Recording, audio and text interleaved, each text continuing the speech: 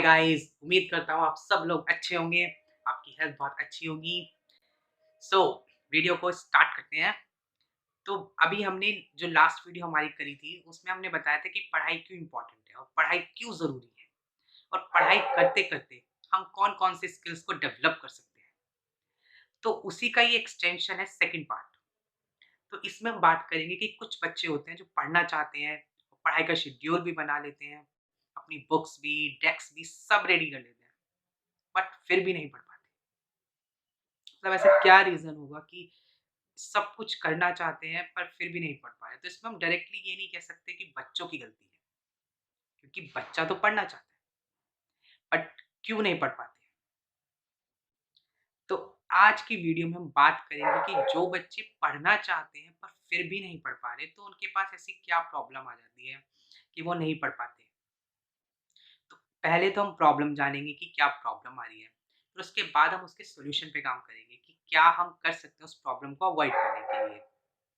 क्योंकि प्रॉब्लम नहीं पता होगी, तो हम सॉल्यूशन पे वर्क करते रहेंगे, लेकिन जब मेन जड़ तक हम उसे खत्म नहीं करेंगे, तो वो प्रॉब्लम बार-बार आती रहेगी।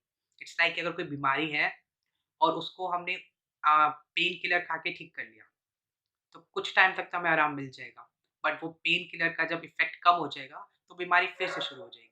तो इट्स लाइक कि हमें पेन किलर नहीं लेना, हमें बीमारी को जड़ से खत्म करना है। तो जड़ से कैसे खत्म करेंगे? पहले हम उसका प्रॉब्लम को समझेंगे और उसके बाद उसे कैसे सॉल्व करना है, यानी सॉल्यूशन, उसके बाद सॉल्यूशन को जानेंगे। तो सबसे पहला जो रीज़न है, जिसकी वजह से जो बच्चे पढ़ना चाहते हैं पर नहीं पढ़ पाते, वो है फ्रेंड्स एंड फैमिली। तो सबसे पहला क्वेश्चन आता है कि फ्रेंड्स और फैमिली, ये तो कभी मतलब स्पेशली फैमिली तो कभी ही नहीं चाहेगी कि बच्चा ना पढ़े, है ना? तो फ्रेंड्स और फैमिली कैसे इस चीज़ को अफ़ेक्ट करते हैं? तो कई बार होता क्या है कि कई बार मम्मी बुला लेती हैं कि बाज़ार से सामान लिया, या कई बार फ्रेंड्स बुला लेते हैं खेलने के लिए, और कई बार क्या होता है कि हम पढ़ने ही बैठते हैं, इतने में किसी फ्रेंड का कॉल आ जाता है, तो फिर हम वो कॉल अटेंड करते हैं। तो इन चीज़ों के चक्कर में हमारा आधा 1 घंटा खराब हो जाता है और फिर हमारा मूड भी चेंज हो जाता है कि हमारा पढ़ने का मन नहीं करता। फिर हम क्या करते हैं, फिर हम वेब सीरीज़ देख लेते हैं या इंस्टाग्राम चला लेते हैं या फ़ेसबुक चला लेते हैं। तो बेसिकली हमारा मूड पूरा चेंज हो जाता है। तो कोशिश तो की थी हमने पढ़ने की, लेकिन हम फिर भी नहीं पढ़ पाए। तो अब ऐसी सिचुएशन में क्या करना चाहिए? तो ये एक प्रॉब्लम है जिसकी वज़ह से हमारा सारा शेड्यूल खराब हो जाता है और फिर पढ़ने का मन नहीं करता। तो ये तो पहली प्रॉब्लम हो गई। सॉल्यूशन की बात हम एंड में करेंगे। सेकंड प्रॉब्लम क्या है? सेकंड प्रॉब्लम है कि हम टारगेट बहुत छोटा लेते हैं कई बार। फॉर एग्ज़ाम्पल, कि मैंने सोचा कि मैं 70% लानी है मुझे इस बार, तो मैं 70% के हिसाब से पूरी तैयारी कर ली एग्ज़ाम में, और फिर वो 70% जितना मैं तैयार करके गया था, उसमें से बहुत कम आया और मेरी 40% है। तो नेक्स्ट टाइम मेरा पढ़ने का मन ही नहीं करेगा कि लास्ट टाइम मैंने इतनी मेहनत करी थी 70% के लिए और मेरी नहीं आई, तो इस बार मैं पढ़ूँगा ही नहीं, क्योंकि 40% ही आई। तो टारगेट आपने 70% का लिया था और आपने वही पढ़ा और वो पेपर में नहीं आया जो आपने पढ़ा था ज़्यादातर। तो इसलिए कभी भी अपने आप को लिमिट मत करो। डोंट लिमिट योरसेल्फ कि मुझे 70% ही लाना है। आप पूरा कोर्स पढ़ो, क्योंकि कोर्स में कितना पार्ट कितना आएगा आपको नहीं पता। तो इसलिए कई बार हम अपने आप को लिमिट कर देते हैं कि मैं 70% का ही पढ़ूँगा या 60% तक का ही पढ़ूँगा या 80% तक का पढ़ूँगा। तो वो लिमिटेशन की वजह से जो हम पार्ट पढ़ते हैं, कई बार वो नहीं आता पेपर में और हमें सफ़र करना पड़ता है। और जब हम सफ़र करते हैं तो हम सोचते हैं कि नेक्स्ट टाइम मैं नहीं करूँगा। क्यों नहीं करूँगा? क्योंकि लास्ट टाइम मैंने करा था और वो पेपर में आया ही नहीं। तो ये है सेकंड रीज़न कि हम जो टारगेट लेते हैं, वो टारगेट को फुलफ़िल नहीं कर पाते, तो हमारा पढ़ने का मन नहीं करता।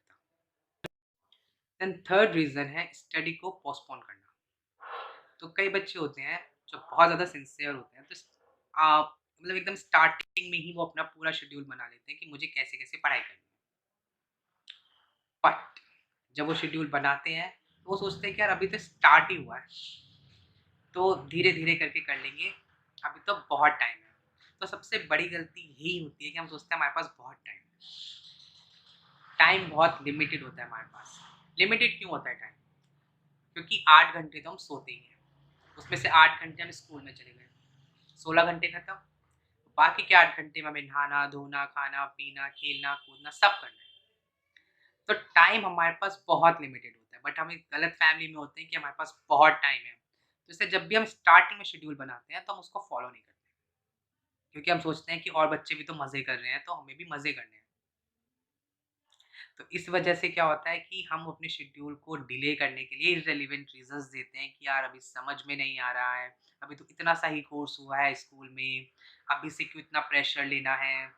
और यूट्यूब पे देख के समझ लेता हूँ, फिर यूट्यूब चलाते हैं तो फिर कुछ और ही देखना शुरू कर देते हैं या कोई वेब सीरीज़ देखना शुरू कर देते हैं। तो मोबाइल हाथ में आते ही हम कुछ और चीज़ों में लग जाते हैं, पढ़ाई खत्म हो जाती है। तो इसलिए वो जो इर्रेलेवेंट रीज़न हम स्टार्टिंग में अपने आप को देते हैं कि समझ में नहीं आ रहा है, तो उसको समझने के लिए हमें और ज़्यादा मेहनत करनी चाहिए और स्कूल में डाउट पूछना चाहिए, क्योंकि स्टार्टिंग में ही नहीं समझ आ रहा आपको तो आगे कैसे करोगे? और कई बार होता है कि स्टार्टिंग में सब समझ में आ रहा होता है, फिर हम गैप ले लेते हैं, तो उस वजह से हमें आगे समझ में नहीं आता। तो वो जो इर्रेलेवेंट रीज़न हम देते हैं स्टार्टिंग में शेड्यूल बना के, तो हमें वो इर्रेलेवेंट रीज़न नहीं देने हैं, हमें पढ़ाई को सीरियसली करना है। तो ये सब यूज़लेस रीज़न्स जो होते हैं वो हमें पढ़ने नहीं देते। देन 4th रीज़न है कि लैक ऑफ स्लीप। इसकी वजह से बच्चे पढ़ते-पढ़ते सो जाते हैं और उनका पढ़ाई में कंसंट्रेशन भी नहीं लगता। तो लैक ऑफ स्लीप क्यों होती है बच्चों में? लैक ऑफ स्लीप इसलिए हो पाती है क्योंकि बच्चे लेट नाइट तक मोबाइल को यूज़ करते हैं और मॉर्निंग भी उनकी मोबाइल से स्टार्ट होती है। तो जब वो सारे दिन मोबाइल में लगे रहते हैं तो उनकी आँखों में प्रेशर पड़ता है। उस आँखों में प्रेशर पड़ने की वजह से उन्हें जब भी वो पढ़ाई करते हैं, तो उनको नींद आती है। क्योंकि पढ़ाई अगर हम कम कर रहे हैं और एंटरटेनमेंट में हम ज़्यादा लगे हुए हैं, तो पढ़ाई थोड़ी हमें बोरिंग लगती है। तो अगर हम 1 घंटा कोई मूवी देखें, उसके बाद हम पढ़ने बैठे, तो हमें फटाफट नींद आ जाएगी। क्योंकि हम कुछ इंटरेस्टिंग सा कर रहे थे और एकदम बोरिंग सी चीज़ हमें पकड़ा दी। तो इसीलिए ज़्यादातर बच्चों को जो लैक ऑफ स्लीप की प्रॉब्लम है, वो इसी वजह से है क्योंकि आज उनके पास मोबाइल है और मोबाइल में वो रात के 3-4 बजे तक लगे रहते हैं। फिर सुबह मॉर्निंग में अगर स्कूल की ऑनलाइन क्लासेस लेनी है, तो जल्दी उठना पड़ता है और उन्हें वो नींदों में वो क्लासेस लेते हैं, जिसकी वजह से उनकी पूरी जो पढ़ाई है वो डिस्टर्ब हो रही है और उनकी हेल्थ भी खराब हो रही है। तो जो 5th रीज़न है, वो रीज़न यही है कि जो बाकी के जो 4 रीज़न्स की वजह से आता है। 5th रीज़न है स्ट्रेस, कि जब हमसे पढ़ाई नहीं हो पाती तो हमें बहुत ज़्यादा स्ट्रेस हो जाता है, क्योंकि हमारी परफ़ॉर्मेंस डाउन हो जाती है और स्ट्रेस की वजह से। क्योंकि पहली चीज़ तो हमने पहले शेड्यूल नहीं बनाया, फिर हमने ठीक से पढ़ाई नहीं करी, उसके बाद हम मौज-मस्ती में लग गए। लेकिन जब एग्ज़ाम टाइम आया तो हमें पढ़ना है, लेकिन पढ़ाई इतनी ज़्यादा हो चुकी थी स्कूल में उस टाइम तक कि हमें स्ट्रेस होता है। तो उस स्ट्रेस की वजह से अगर मैं 70% ला सकता था, तो 50 पे आ जाऊँगा, क्योंकि आधा तो मैं वैसे ही ब्लैंक हो जाऊँगा क्योंकि स्ट्रेस की वजह से। तो ये जो स्ट्रेस आता है वो क्यों आता है? कि हम बाकी की 4 प्रॉब्लम्स में फँसे हुए होते हैं। तो अगर हम बाकी की 4 प्रॉब्लम्स को अच्छे से सॉल्व कर लें, तो स्ट्रेस हमें नहीं आएगा। बट एक और चीज़ होती है स्ट्रेस के केस में कि स्ट्रेस कई बार फैमिली से भी आता है या कोई पर्सनल प्रॉब्लम होती है या फैमिली डिस्कॉर्ड हो रहा होता है, तो उस वजह से भी स्ट्रेस आता है। तो उस केस में मैं आपको बताऊँगा क्या सॉल्यूशन है। बट अगर पढ़ाई की वजह से स्ट्रेस आ रहा है, तो उसका रीज़न यही है कि आपको जो बाकी के जो 4 प्रॉब्लम्स मैंने बताई हैं, उनके जो सॉल्यूशंस बताऊँगा, उन पे आपको वर्क करना है। तब आप स्ट्रेस फ्री रहोगे जब आपका एग्ज़ाम टाइम आएगा। एग्ज़ाम टाइम, ओरल टेस्ट, कोई भी टेस्ट होगा, आपको कोई टेंशन नहीं होगी बिकॉज़ आप रेडी होंगे, क्योंकि आपने सब कुछ तैयार कर रखा होगा पहले से ही। तो अगर कोई सरप्राइज़ टेस्ट भी हो जाता है, तो आपको टेंशन नहीं होगी। तो अब हमने सारी प्रॉब्लम्स को जान लिया कि क्या-क्या प्रॉब्लम्स हैं हमारे पास। फैमिली प्रॉब्लम हो सकती है, टारगेट प्रॉब्लम हो सकता है और मोबाइल प्रॉब्लम हो सकता है ना? तो अब हम बात करेंगे सॉल्यूशन का। Now is a time for solution. इन सब चीज़ों का सॉल्यूशन क्या है? राइट? सो फर्स्ट सॉल्यूशन है कि अपने पेरेंट्स और अपने फ्रेंड्स को पहले से ही अपना शेड्यूल बता दो कि देखो मैं इस टाइम से इस टाइम पे पढ़ाई करता हूँ, तो इस टाइम पे मेरे को डिस्टर्ब मत करो। तो जब आप उन्हें पहले से शेड्यूल बता दोगे तो वो अपने काम को उस हिसाब से मैनेज कर लेंगे। कि अगर सपोज़ किसी पेरेंट्स को कुछ मँगाना होगा तो आपसे वो ऊपर-नीचे करके मँगा लेंगे कि भई अगर 4 से चाहिए पड़ता है तो पहले मँगा लिया या सामान बाद में मँगा लिया। तो पेरेंट्स भी अपना शेड्यूल उस हिसाब से मैनेज कर लेंगे। लेकिन कई बार होता है कुछ घर होते हैं ऐसे जहाँ पे बच्चे की ज़रूरत बार-बार पड़ती रहती है। तो उस केस में क्या कर सकते हैं कि अगर आपकी ज़रूरत बार-बार पड़ती है, तो आप डे टाइम में लाइट टॉपिक्स रिवाइज़ कर सकते हो, जो आपको लगता है कि मेरा फ़ेवरेट सब्जेक्ट है या बहुत आसान है समझना, उन टॉपिक्स को आप दिन में पढ़ सकते हो या कोई होमवर्क करना है आप वो कर सकते हो। और लेट नाइट को जब या इवनिंग में जब आप सारे कामों से फ्री हो जाओ, उसके बाद आप टफ़ टॉपिक्स को पढ़ सकते हो, क्योंकि इवनिंग में कोई डिस्टर्ब नहीं करेगा। तो इस तरह से आप जो है अपने शेड्यूल को मैनेज कर सकते हो। और तीसरी चीज़ ये भी आती है इसमें कि कई बार होता है कि पेरेंट्स आपको डिस्टर्ब नहीं करना चाहते, लेकिन किसी दिन आपकी ज़रूरत पड़ जाती है, तो उस टाइम आपको मैनेज करना पड़ेगा। कि ये नहीं कि भाई मेरा तो 6 से 8 का ही टाइम है, तो मैं इसी टाइम पे ही पढ़ूँगा। अगर उस टाइम पे किसी भी दिन पेरेंट्स ने डिस्टर्ब कर दिया, तो फिर मैं उस दिन नहीं पढ़ाई करूँगा। तो कभी आप मैनेज करो, कभी पेरेंट्स मैनेज करेंगे बट मैनेजेबल है। तो आप इसको ऐसे करो कि आप लाइट टॉपिक को दिन में पढ़ो अगर आपकी ज़रूरत बार-बार पड़ती है और अगर कम पड़ती है ज़रूरत, पेरेंट्स मैनेज कर ही रहे हैं, तो आप अपने हिसाब से करो, कोई दिक्कत नहीं है। तो इसलिए इस चीज़ को आपको ही मैनेज करना होगा। तो आप अगर पेरेंट्स और फ्रेंड्स को बताओगे, तो डेफ़िनिटली आपको इसका सॉल्यूशन मिल जाएगा। तो पेरेंट्स से तो मिल जाएगा। अब जो सेकंड सॉल्यूशन है फ्रेंड्स के लिए। जब कोई फ्रेंड कह रहा है कि अच्छा तू पढ़ाई ही कर रहा है, तो मेरे को भी कुछ पढ़ना है तेरे से, तो क्या करें? अब वो पढ़ाई के बहाने आपके साथ पढ़ना ही चाहता है सही में या फिर वो आपको डिस्टर्ब करने के लिए बोल रहा है? तो इसके लिए हम क्या कर सकते हैं, इसके लिए आप एक ग्रुप बनाओ व्हाट्सएप पे या कहीं पे भी आप एक ग्रुप बनाओ और उसमें जिसको जो डाउट हो, वो अपना डाउट डाल दे और जिसको उसका आंसर पता हो, वो आंसर डाल दे। तो इससे आपका भी बेनिफिट होगा और उस फ्रेंड का भी। तो अगर कोई बार-बार कह रहा है कि यार तू पढ़ता ही रहता है, तो थोड़ा बहुत मेरे को बता दे। तो आप एक ग्रुप बनाओ और उसमें जिसको जो डाउट हो वो डाल दिया करे और जिसको उसका सॉल्यूशन पता है या आंसर पता है, वो उसमें आंसर डाल दे। तो इससे आपको बेनिफिट होगा कि कई बार कुछ चीज़ें आपको भी समझ में नहीं आएँगी पढ़ते-पढ़ते, तो आप अपना डाउट उसमें डाल सकते हो। दूसरी चीज़ कि क्या पता कोई और अपना डाउट डाले और वो चीज़ आपको आती हो। तो जब आप दूसरे बंदे को समझाओगे वो चीज़, तो वो चीज़ आपकी भी इम्प्रूव होगी। तो यानी कि कहीं न कहीं आपकी प्रेज़ेंटेशन स्किल्स इम्प्रूव होंगी और दूसरी चीज़ कि आपका वो टॉपिक भी रिवाइज़ हो जाएगा। तो इसलिए अगर आपको कोई फ्रेंड कहते हैं कि नहीं मुझे तो पढ़ाई करनी है तेरे साथ, तो आप उसके साथ ग्रुप में पढ़ाई करो। कि अगर कोई डाउट हो तो ग्रुप में डाल दें और आप उसको बताओ। लेकिन अब कई बार होता है कि हमने ग्रुप तो बना लिया, 8-10 फ्रेंड्स हैं, मिलके ग्रुप बना लिया, लेकिन अब ग्रुप में इर्रेलेवेंट टॉपिक डिस्कस हो रहे हैं, कि तूने वो मूवी देखी थी क्या? कैसी लगी तुझे मूवी? आजकल पुष्पा आई हुई है, देखी है तूने?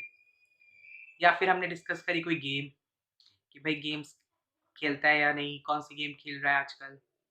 या फिर हम अपनी कोई पर्सनल प्रॉब्लम डिस्कस कर रहे हैं, पर्सनल लाइफ़ के बारे में डिस्कस कर रहे हैं।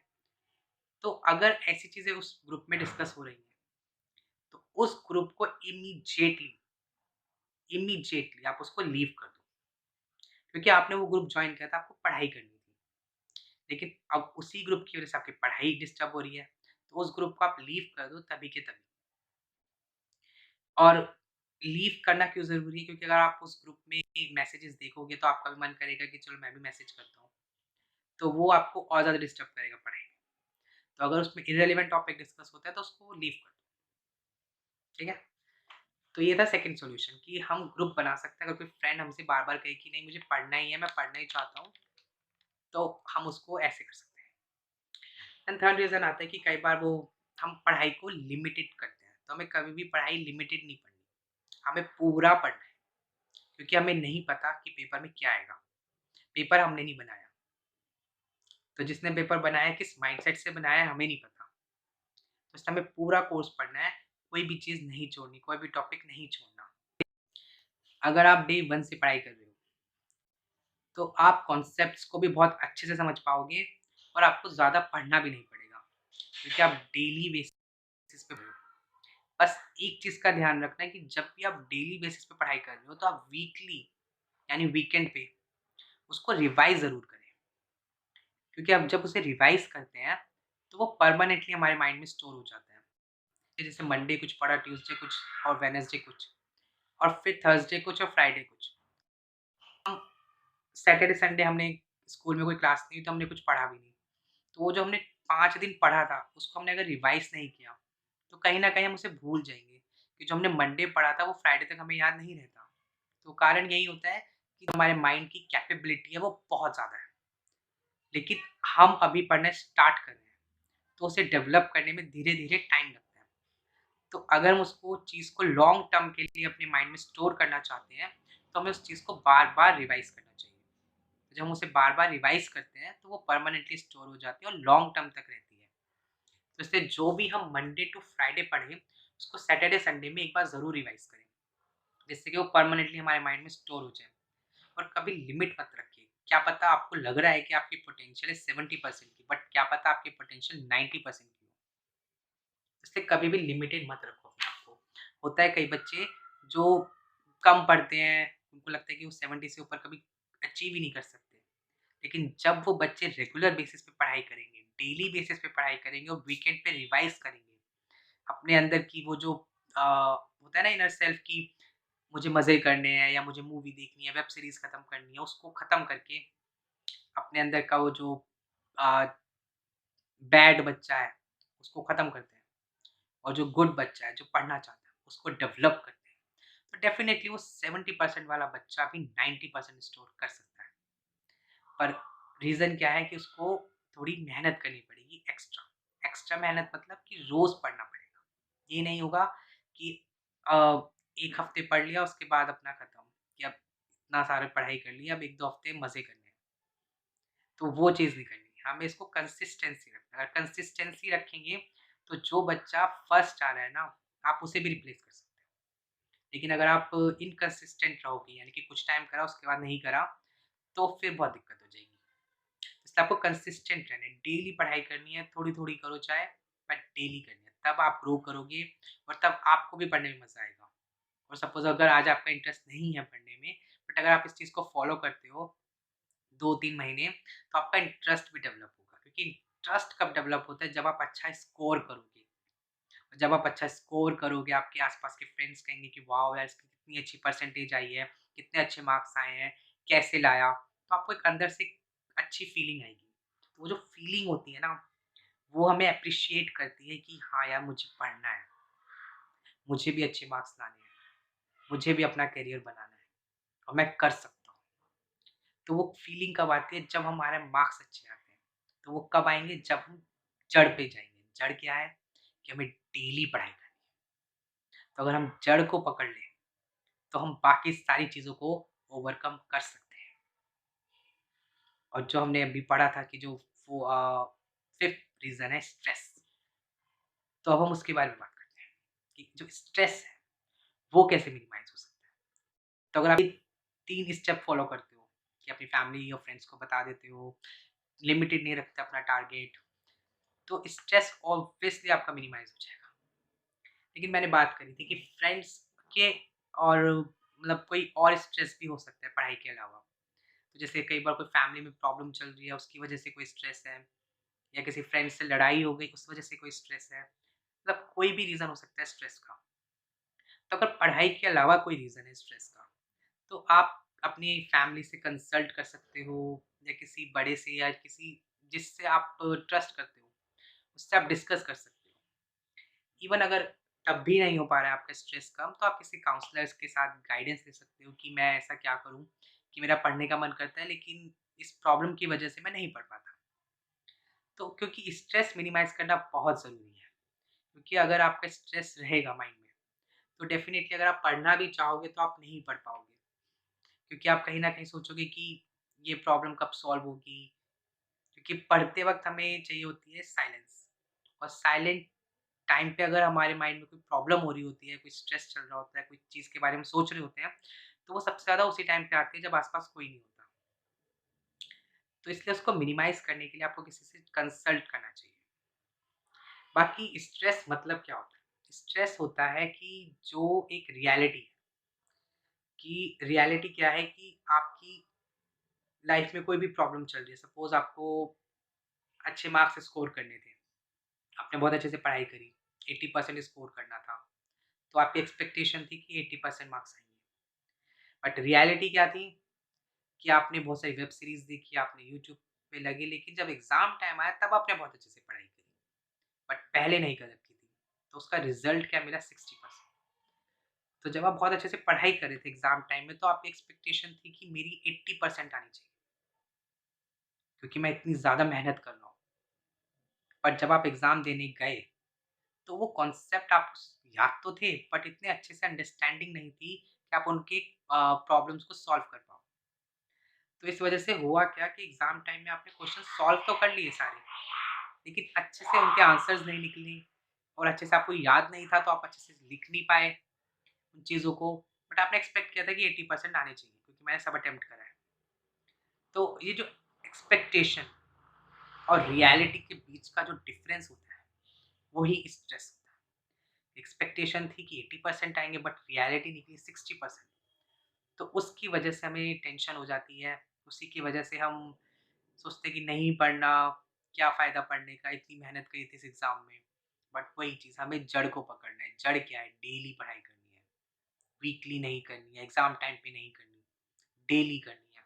तभी हम अच्छा स्कोर भी कर पाएँगे और तभी हम उस चीज़ को समझ के उसकी नॉलेज ले पाएँगे और स्ट्रेस हमारा खुद ही कम हो जाएगा। और अगर फैमिली की वजह से है, तो आप फैमिली में डिस्कस कर सकते हो किसी बड़े के साथ, और फिर आपकी वो प्रॉब्लम भी सॉल्व हो जाएगी। और फिफ्थ सॉल्यूशन है कि आप अपनी हेल्थ अच्छी रखिए, फिज़िकली भी। क्योंकि अगर हमारे फिज़िकली हम स्ट्रॉन्ग होंगे, तो ऑब्वियसली हम मेंटली भी स्ट्रॉन्ग हो पाएँगे। इसलिए फिज़िकली स्ट्रॉन्ग होना बहुत ज़रूरी है।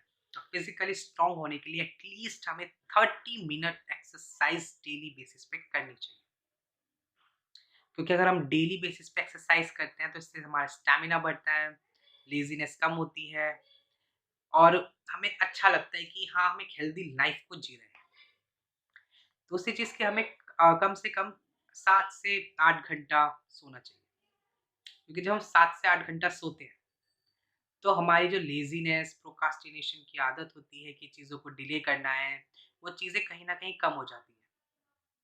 तो इसलिए अगर हम अच्छी स्लीप लेते हैं और अच्छा खाते-पीते हैं और एक्सरसाइज़ करते हैं, तो हमारी फिज़िकली बॉडी भी बहुत स्ट्रॉन्ग रहती है और हम मेंटली भी स्ट्रॉन्ग हो जाते हैं, क्योंकि फिर हमारा पढ़ाई में मन भी लगता है। तो आप लोग इन सब टिप्स को फ़ॉलो करें। तो ये 5 सॉल्यूशंस थे, जिसको आप फ़ॉलो करके अपनी लाइफ़ को बेटर बना सकते हैं, पढ़ाई को और अच्छा बना सकते हैं। तो इन टिप्स को आप ज़रूर फ़ॉलो कीजिएगा और मुझे बताइएगा कि कैसा लगा आपको इनको फ़ॉलो करके। और अगर आपने अभी तक इस चैनल को सब्सक्राइब नहीं किया है, तो प्लीज़ इस चैनल को सब्सक्राइब कीजिए, जिससे कि आपको आने वाली वीडियोज़ भी मिल सकें और आप अपनी लाइफ़ में आगे बढ़ सकें। Thank you so much. आपसे मिलते हैं अपनी नेक्स्ट वीडियो में। Bye bye.